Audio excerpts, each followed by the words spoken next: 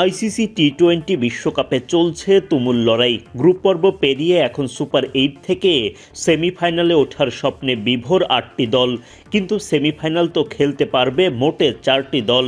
শেষ মুহূর্তে এই লড়াইয়ে দলগুলো কেবল জয়ের দিকেই তাকিয়ে নেই, সঙ্গে মেলাতে হচ্ছে নানামুখী সমীকরণ। প্রতিপক্ষকে হারাতে হবে, আবার প্রতিপক্ষ দলগুলো অন্য ম্যাচগুলোতে কি ফল করছে সেদিকেও নজর থাকছে।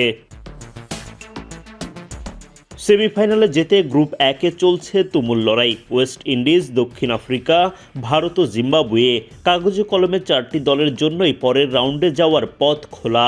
আবার গ্রুপ 2 থেকে ইংল্যান্ড ইতোমধ্যেই সেমিফাইনালে জায়গা করে নিয়েছে। কাগজে কলমে নিউজিল্যান্ড, পাকিস্তান ও শ্রীলঙ্কার জন্য দুয়ার খোলা আছে। দুই গ্রুপের সবার একটাই লক্ষ্য, গ্রুপের সেরা 2 দলের এক দল হয়ে সেমিফাইনালে যাওয়া। এদিকে সুপার 8-এ কোনো রিজার্ভ ডে নেই, ফলে কোনো ম্যাচ ভেস্তে গেলে 2 দলের মধ্যে পয়েন্ট ভাগাভাগি হবে।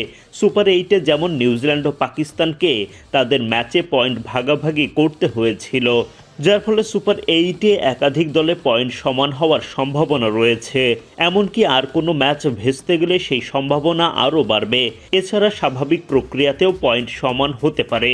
সেক্ষেত্রে কোন পদ্ধতিতে সেমিফাইনালের জন্য গ্রুপগুলোর সেরা 2 দল বেছে নেওয়া হবে? প্রাথমিক হিসাব মতে 2 গ্রুপ থেকে পয়েন্ট তালিকার সেরা 2টি করে দল খেলবে সেমিফাইনালে। যদি একাধিক দলের পয়েন্ট সমান হয়ে যায়, তখন যে দলের জয় সংখ্যা বেশি থাকবে তারা এগিয়ে থাকবে। পয়েন্ট ও ম্যাচ জয়ের সংখ্যা সমান হয়ে গেলে তখন হিসাবে আসবে নেট রান রেট।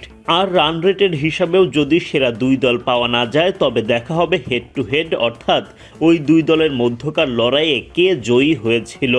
জয়ী দল এগিয়ে থাকবে। এই প্রক্রিয়াতেও যদি সমাধান না হয়, তখন সবশেষ ভরসা আইসিসি র্যাঙ্কিং। গেল 6 ফেব্রুয়ারি 2026 পর্যন্ত আইসিসি টি-20 র্যাঙ্কিংয়ে যে দল এগিয়ে ছিল সেই দলই পাবে সেমিফাইনালের টিকিট।